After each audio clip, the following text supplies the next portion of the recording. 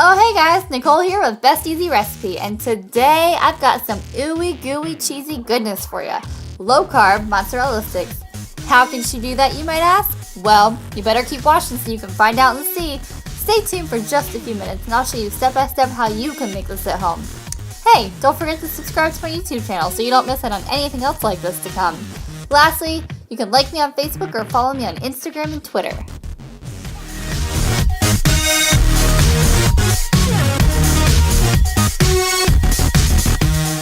Brace yourself. Once you start, it's hard to stop. Let's get this going. The low carb secret to this is that there's no breading, just cheese. So go ahead and add in 1 cup of Parmesan cheese to your bowl. Alright, so you'll add in 1 teaspoon of dried oregano, a half teaspoon of garlic powder, and lastly you'll add in 1 teaspoon of dried basil.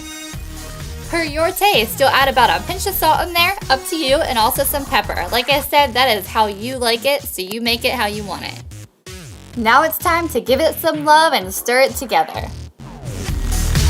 In a separate bowl, we're going to go ahead and make our egg mixture. So basically all you have to do for that is just crack your eggs into a bowl. You can see that I put 4 in there.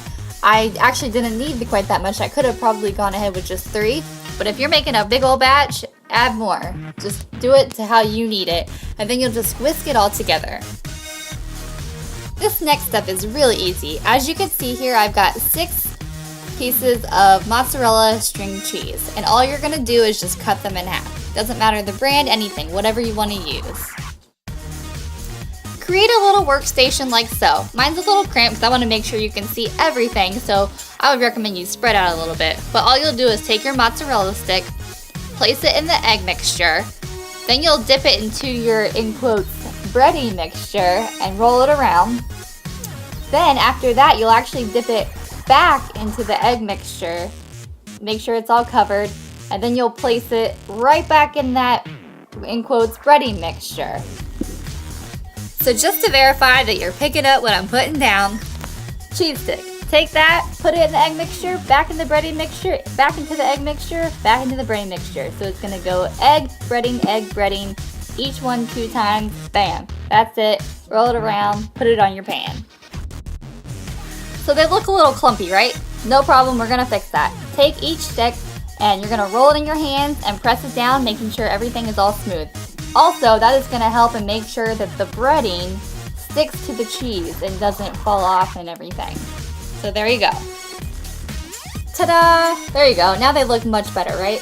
So actually you'll take them now and place them into the freezer for at least an hour. That way when it cooks, everything stays together.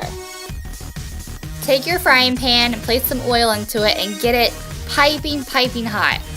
I'm showing you basically what happens if it's not hot enough, and you'll also see what happens when it is hot enough. So this one I just put in, it wasn't quite hot enough, so you'll see in a little bit that it's kind of gonna explode and make a mess, and then I wind up just pulling it all together. The one I just placed in, it was just hot enough to where it's gonna be just fine. So you will just toss them around, let them brown. When you see that it starts to get ooey and gooey and it's brown, pull it immediately, because if it sits too long, all of your cheese will just melt right on out. You're probably already noticing that the first one I placed in there is just starting to fall apart and become a mess, while the other 2 are getting a nice brown crust on them. Just to help you guys out, this is actually a whole another batch I did, and as you can see, the pan was definitely hot enough and these look pretty perfect. So I just wanted to let you see that. I know the lighting isn't very good, but I wanted you to see it. So there you have it. Those are your delicious low-carb mozzarella sticks. They are actually so good, and they have a ton of flavor. Thank you so much for hanging out with me and learning how to make these really yummy mozzarella sticks.